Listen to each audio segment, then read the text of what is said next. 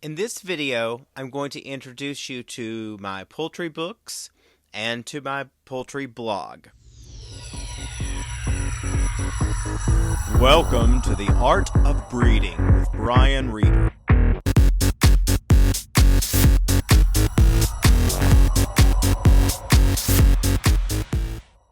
So this will probably be a fairly short video. I just want to give you the names of the two books. I have them here, so I'll show you each one. This is the first book that I did. This is, there we go, Color Forms, an Introduction to Color Forms of the Domestic Fowl. And the second one is this one, which is an Introduction to Form and Feathering of the Domestic Fowl. There you can see that. And this one even has a few little images that I made. I just wanted to do some black and white silhouette images because the silhouette is a big thing that I stress throughout the book. So, like, here's an example of silhouettes where you can kind of see all the different images. You know, I mean, if you know chicken breeds, you'll immediately know what those silhouettes are. And this down here is a foot, for those of you who are having trouble. For a moment, I was like, what kind of chicken is that? And then I realized, oh, it's a foot with 5 toes. Yeah, you can see this is like a Cochamo. Here's a Bantam Cochin. Here's a red jungle fowl. There's a Chabo or a Japanese Bantam, an old English game Bantam, a modern game Bantam, a tailless chicken, which is an Araucana. And here's that's a male and a female Araucana. So anyhow, there are several of the silhouette images in the book.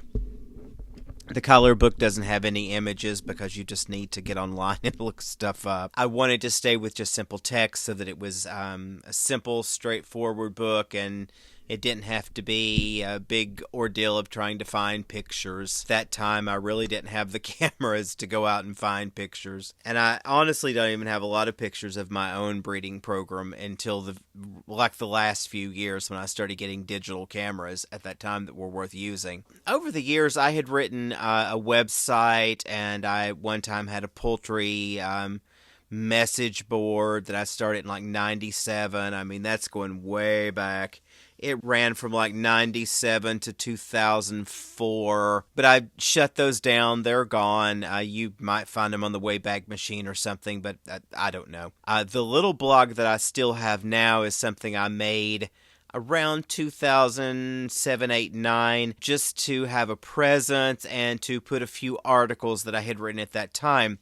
Now, I do have a collection of articles that I wrote on my earlier poultry websites that are no longer online. And if there's any interest, you can let me know down in the comments. I could start posting those on the blog. I don't write anything on that poultry blog anymore. I haven't written anything since, I don't know, 2018, 2020 maybe. I did a series of articles that I didn't complete. I want to stress that it's not finished, it's not complete, but I did write some articles on the fantail genes that I worked with in my poultry later on down the line. That's sort of where they went. And then there's also a series of 7 articles on the blog titled Melanic Pigmentation of Domestic Fowl, Autosomal Pheomelanin, Sex-Linked Pheomelanin, and Eumelanin. And the 7 articles on it include the pigmentation of the red jungle fowl, where I discuss how the pigments are layered, and I'll eventually do a video on that here. Fairly soon, probably. The second article is the expression and suppression of autosomal pheomelanin in the domestic fowl, part 1. The second article is the expression of autosomal pheomelanin and the inhibitor of autosomal pheomelanin in the common E alleles, E+, duckwing, EWH, wheaten, EB, brown, ER, birchen, and E, extended black. That's part 2. The fourth article is the expression of autosomal pheomelanin and the inhibitor of autosomal pheomelanin when in the presence of Columbian and dark brown, Columbian, the gene CO, and dark brown, also known as ginger. That's part 3. The fifth article is the genetic factors of silver phenotypes. In other words, how do you get to a clean silver chicken? The sixth article in the series is visual white in chickens. And that article goes into the differences between silver and white. And even though they visually appear to be white, there are different genetic ways to get to a visual white, and this explains those. And the seventh is a link to an article that I was a co-author on titled Topology of Feather Melanocyte Progenitor Niche Allows Complex Pigment Patterns to Emerge. And that is a paper that was published in Science Express that was peer-reviewed and is part of a research project that I had worked on. Those are there at the blog, and I encourage you to read them. The reason I made the blog was because I wanted to get this further information on autosomal pheomelanin out to the public.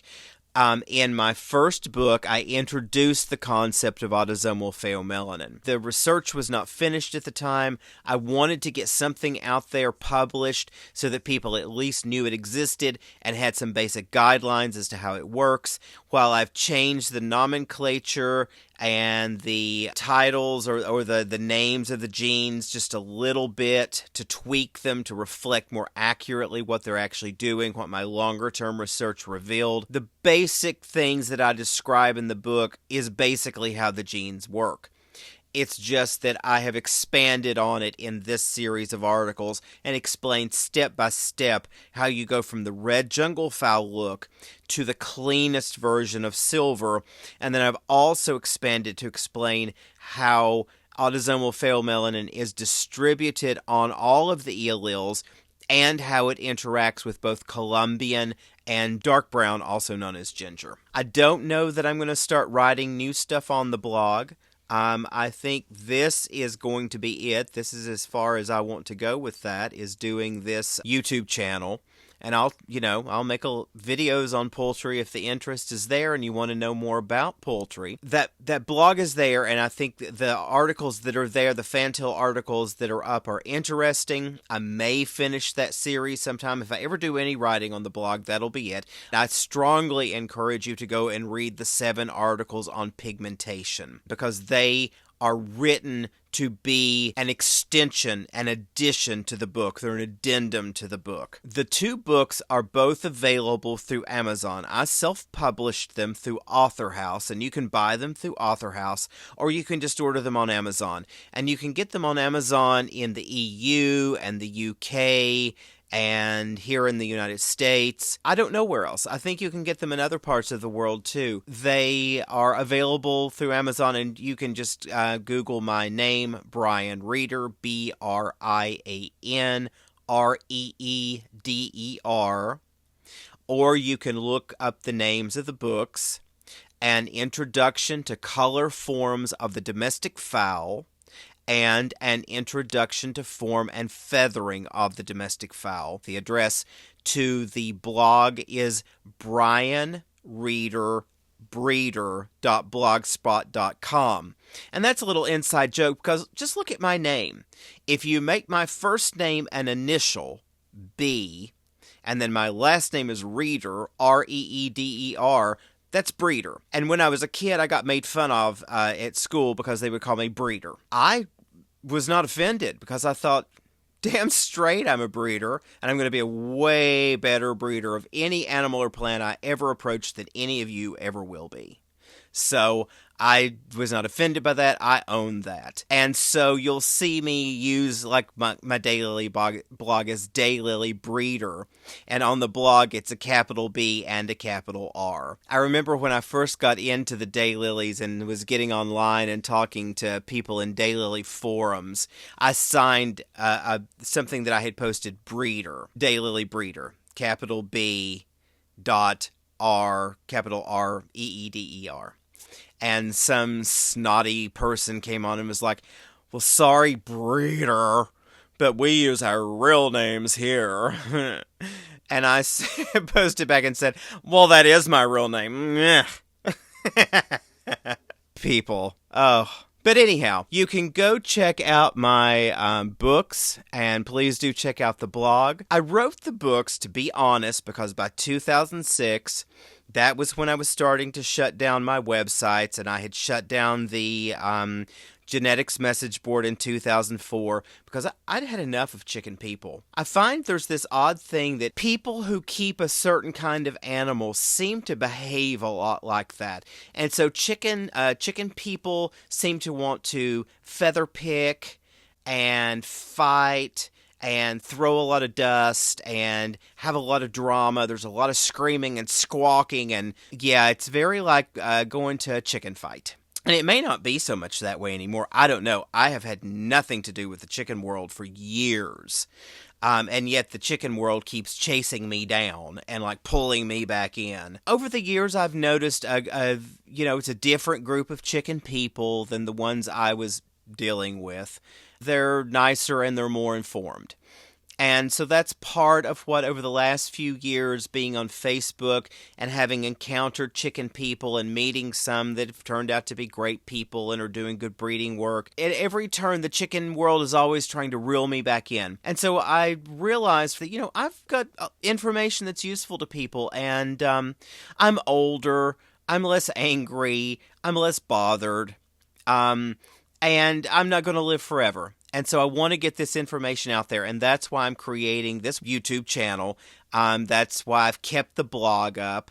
That's why I wrote the books initially, was to get the information out to people so that they could get the book and get the information and didn't have to try to interface with me so much.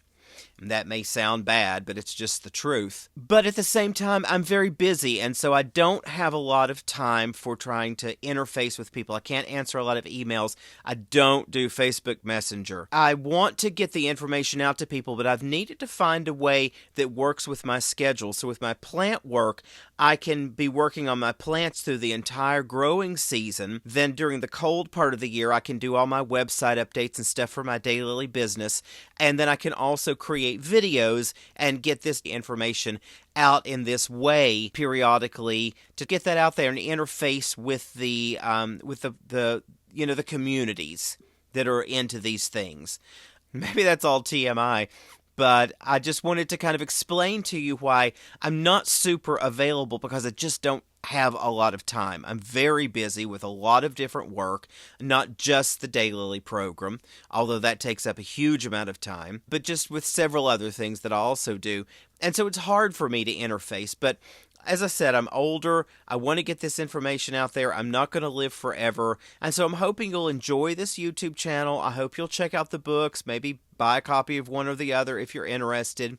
And go check out the blog. There's good information there that adds to the books if you've already got the books. Okay, that's it on that. Thank you for visiting my channel. I hope this video was interesting to you. If you would like to know more about this subject, leave a comment or question below in the comments section. Please leave a like on this video and subscribe to the channel. Click the bell notification to be alerted when new videos post. You can find my poultry books on Amazon at the link below in the show notes.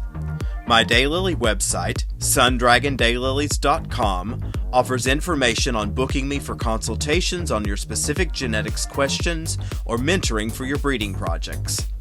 It also lists all of my daylily introductions, the cultivars that are currently available, and links to my blog where you can find the bulk of my daylily writing. Thank you for joining me for this video, and I hope you'll be back for more. Have a great day.